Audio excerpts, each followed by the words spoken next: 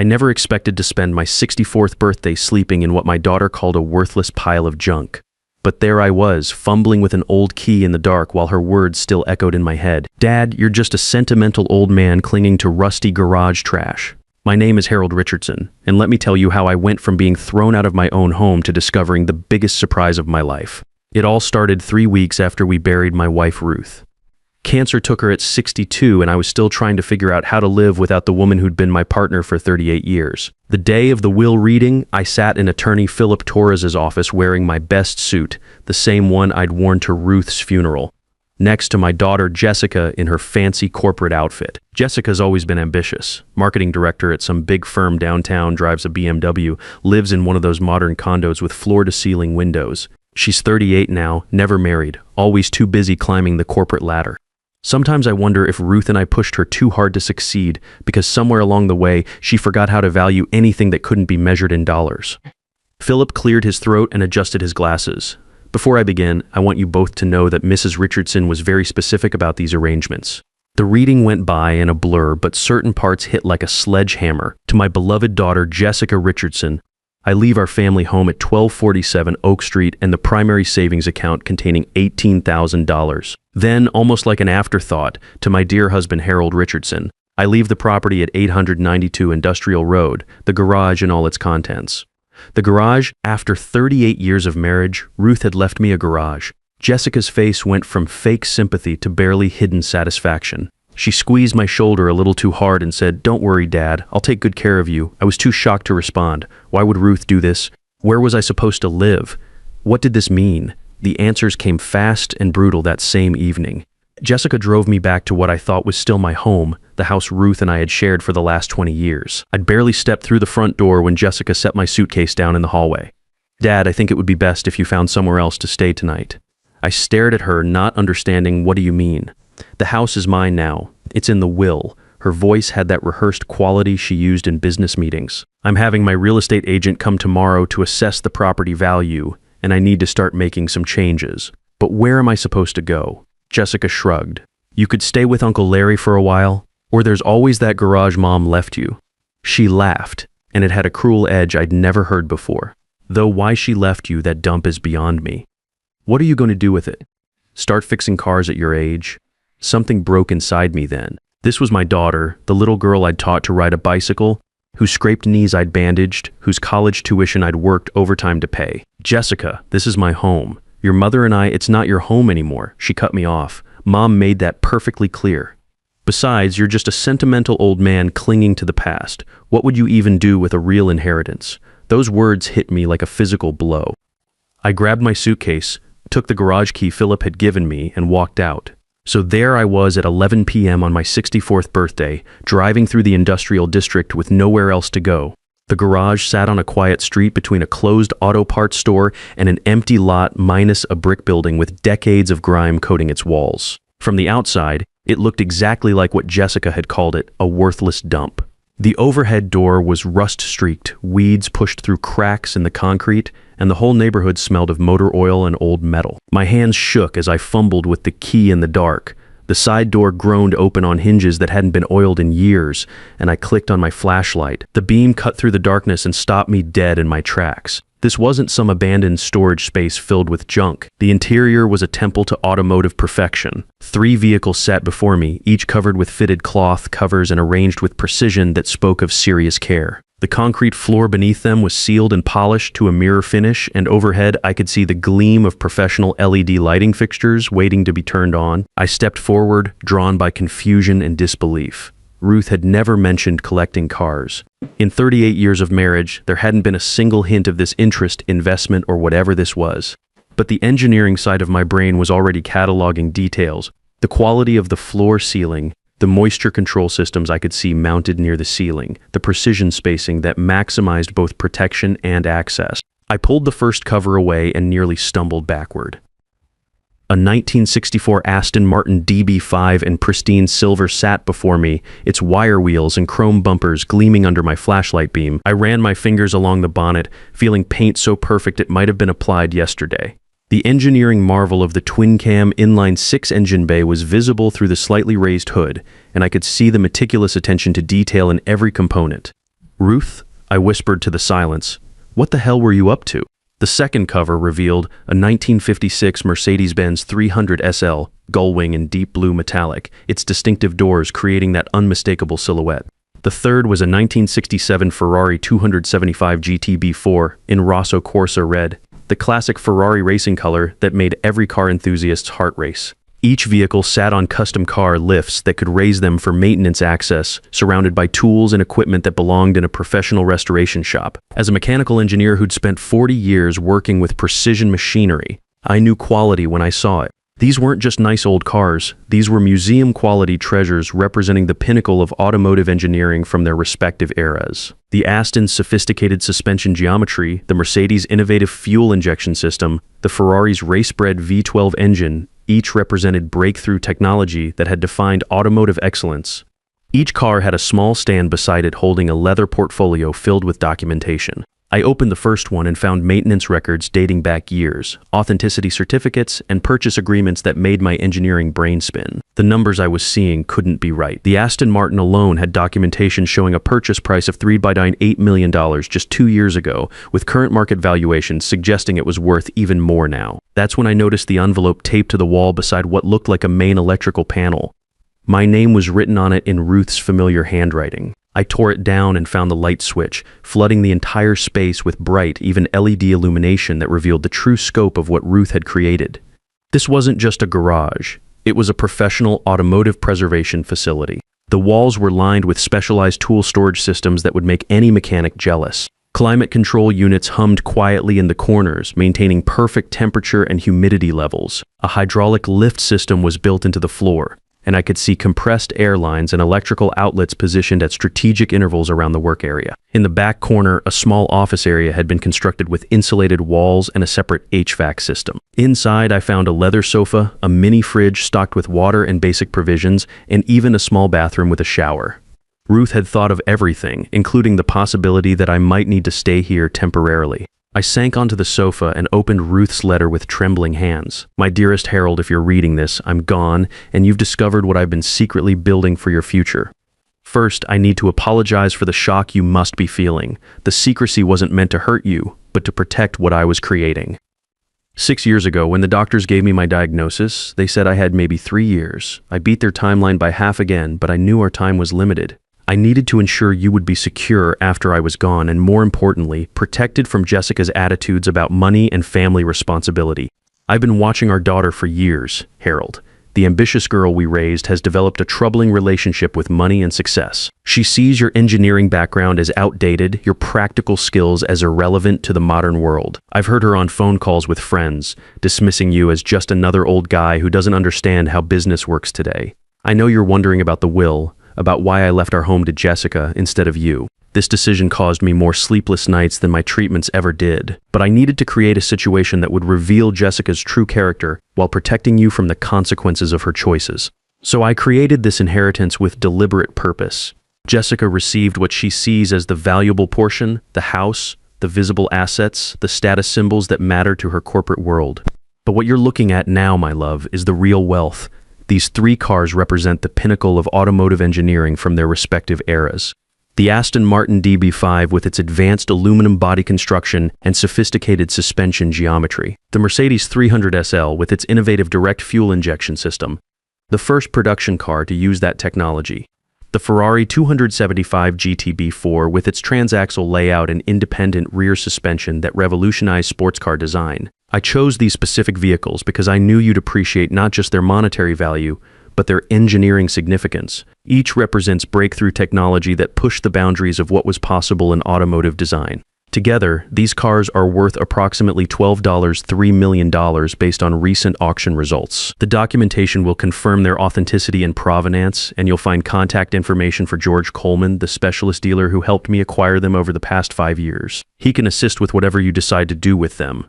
But Harold, the cars are just the beginning. In the safe behind our wedding photo, you remember, the one from our honeymoon in Niagara Falls, combination 052785, our anniversary date, you'll find documentation for several investment properties I purchased. Rental buildings in stable markets that will provide steady income. I also established investment accounts that have been growing quietly while I was sick. The combination of all these assets should ensure you never have to depend on anyone's charity or goodwill, including Jessica's. I had to stop reading. The safe was exactly where Ruth described, hidden behind a framed photo of us as newlyweds, looking impossibly young and optimistic. My hands shook as I entered our anniversary date, May 27th, 1985. The electronic lock clicked open. Inside, I found a portfolio that made my head spin. Decalated financial statements showing ownership of 3 apartment buildings in different states, each generating substantial monthly rental income, conservative stock investments in treasury bonds, money market accounts, real estate investment trusts. The summary page showed a total portfolio value of 8 times and $7 million, separate from the cars. I sank back onto the sofa, staring at numbers that represented more wealth than I'd ever imagined having. Ruth had been fighting cancer and simultaneously building a financial empire designed to protect me from a future she knew would be difficult. I went back to her letter, my vision blurred by tears I didn't try to hide. I know this is overwhelming, and I'm sorry for keeping it secret. At first, it was just a way to channel my anxiety about leaving you alone. But as the portfolio grew, I realized that revealing it too early might put everything at risk if Jessica discovered the extent of these holdings. You're probably wondering why I didn't protect you through conventional means, like joint accounts or simple inheritance splitting.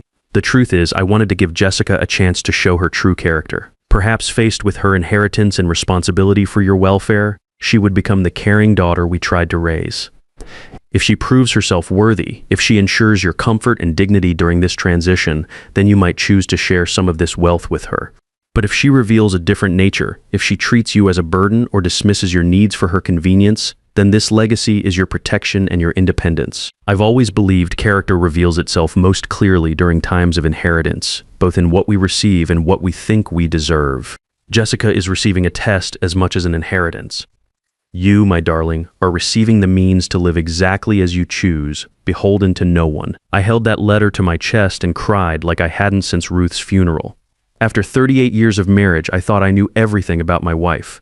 Instead, I was discovering the depths of her love and strategic thinking. She'd been fighting cancer while simultaneously orchestrating this elaborate protection plan, all while keeping it secret to shield it from Jessica's potential interference. I spent that first night on the office sofa, and by morning I'd discovered Ruth had prepared for every contingency. The office had a full bathroom with shower, the mini fridge was stocked with basic meals, and there was even a closet with work clothes in my size, Carhartt coveralls, steel-toed boots, and heavy-duty work gloves, all with tags still attached. My practical wife had known I might need more than just shelter here. The morning light streaming through the garage's clerestory windows revealed even more details I'd missed in my emotional state the night before. Ruth had installed a complete automotive workshop that would rival any professional restoration facility.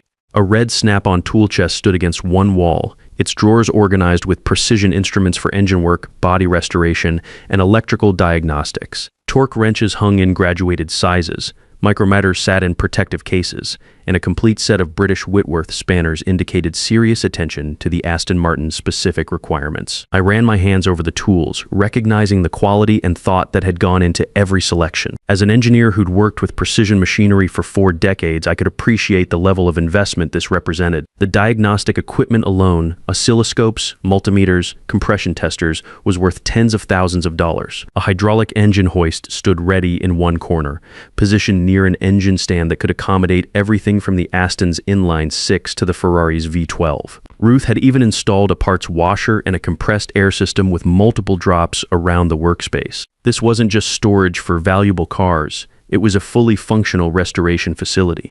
After a breakfast of granola bars and coffee from the office area, I called George Coleman. He answered on the second ring, his voice carrying a slight British accent that somehow seemed appropriate for someone dealing in classic European automobiles. "Mr. Richardson," he said, "I've been expecting your call first. Please accept my condolences for your loss." Ruth wasn't just a client, she was a friend who shared my passion for automotive excellence. 2 hours later, a distinguished man in his 60s arrived in a well-maintained Jaguar XJ6, understated but appropriate for someone in his profession. George Coleman looked exactly as his voice had suggested. Silver-haired, wearing a tweed jacket with leather patches, carrying a slim leather portfolio.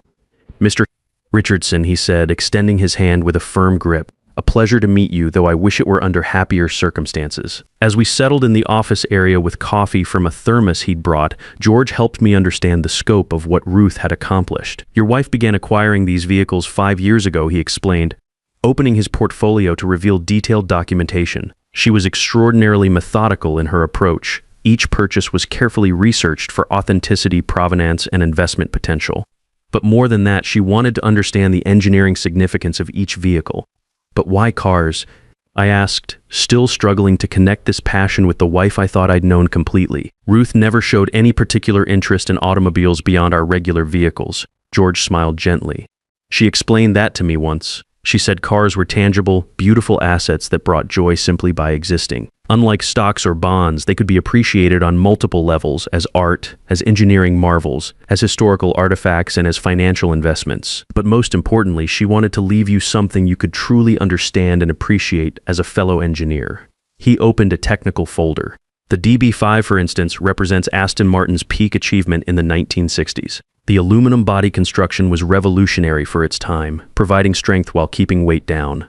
The independent suspension front and rear was sophisticated beyond most contemporary designs. The inline-six engine with its twin overhead camshafts and hemispherical combustion chambers produced remarkable power for its displacement. I nodded, following his technical description easily. The engineering principles he was describing were exactly the kind of elegant solutions I'd spent my career developing in different industries. The Mercedes 300 SL was even more groundbreaking, George continued. It was the first production car to use direct fuel injection, technology developed from aircraft engines. The space frame construction with those distinctive gull-wing doors wasn't just for show, it was necessary because the frame design made conventional doors impossible.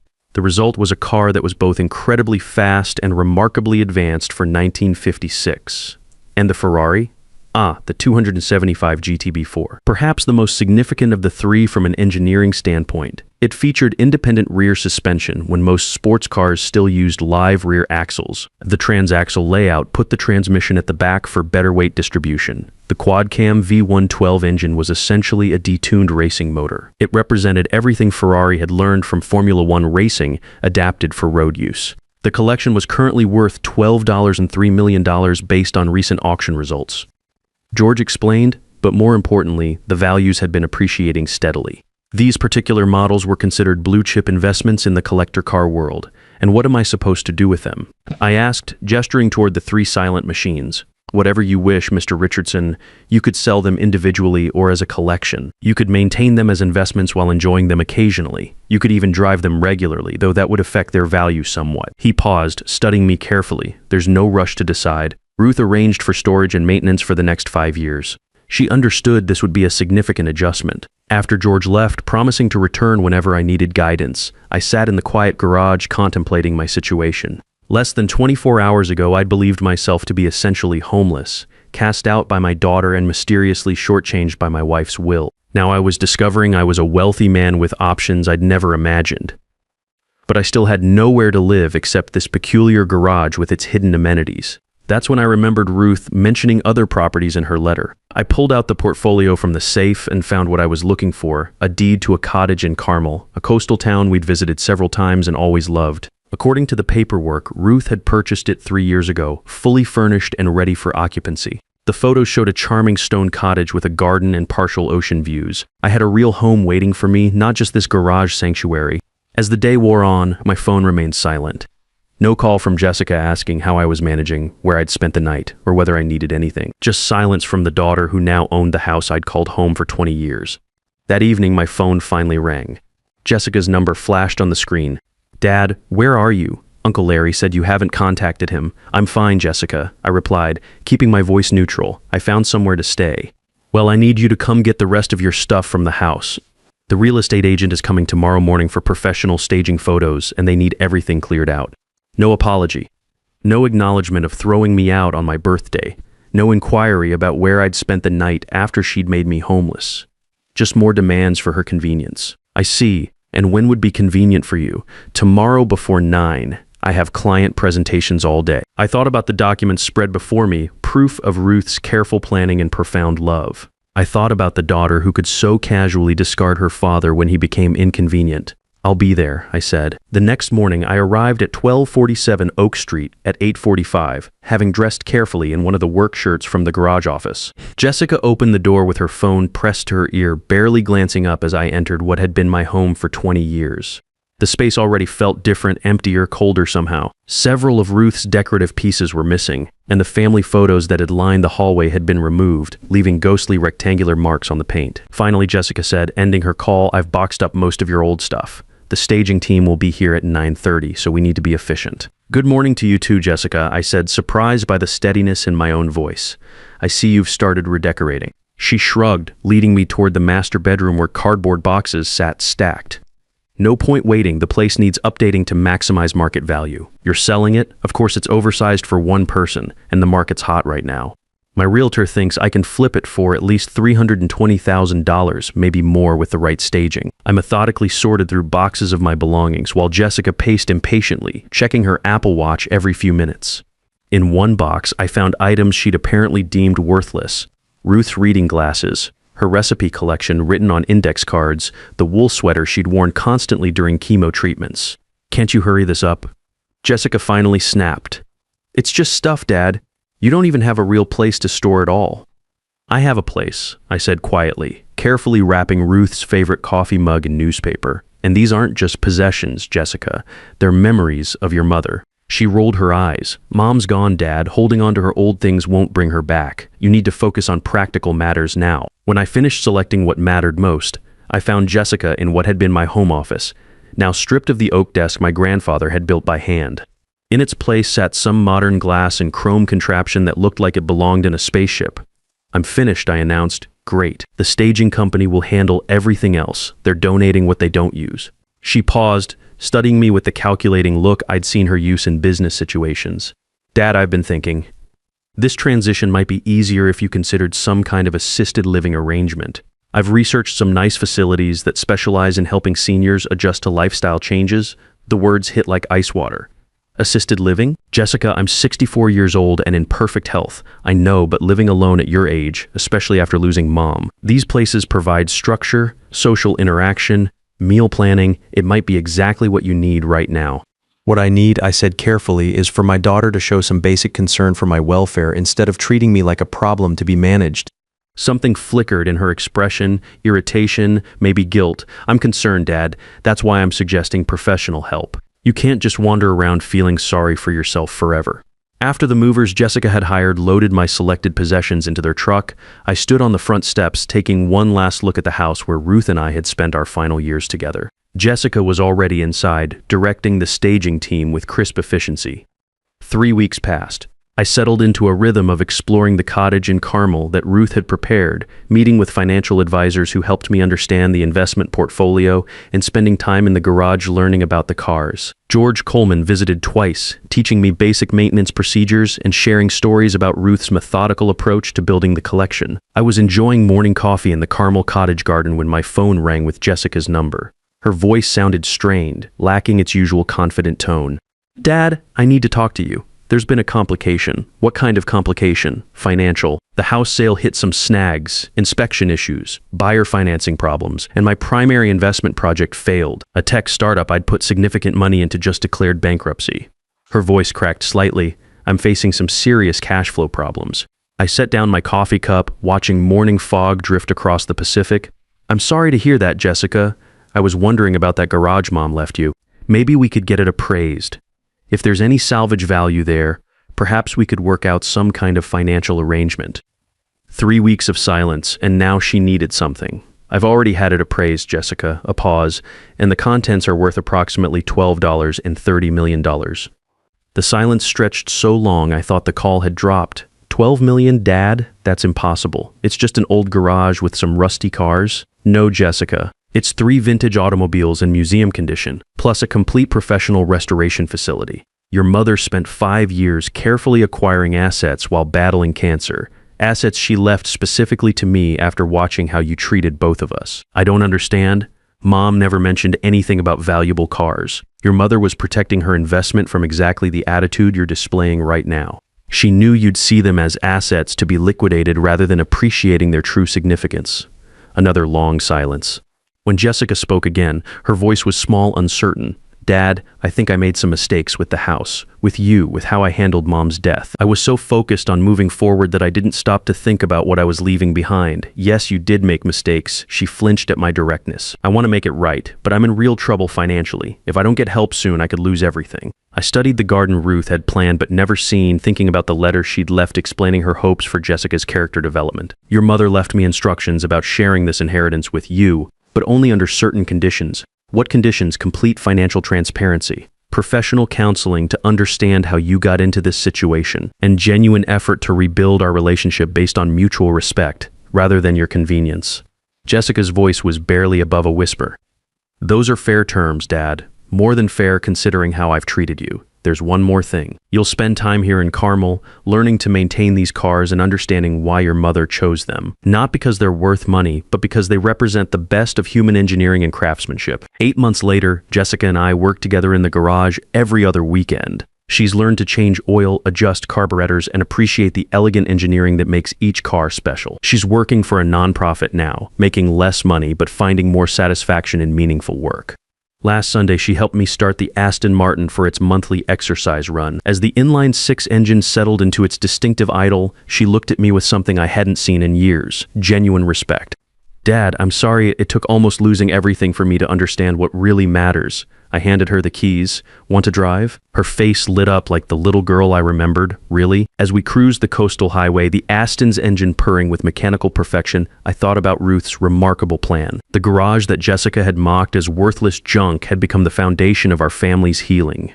Ruth's inheritance wasn't just about money. It was about giving us both the chance to discover what we were truly worth. And in the end, that turned out to be priceless. Sometimes the greatest inheritance isn't what we receive, but discovering we had the strength to earn respect all along and the wisdom to know the difference between what's valuable and what's merely expensive. Ruth knew that real wealth isn't measured in dollars, but in the relationships we rebuild and the values we pass down.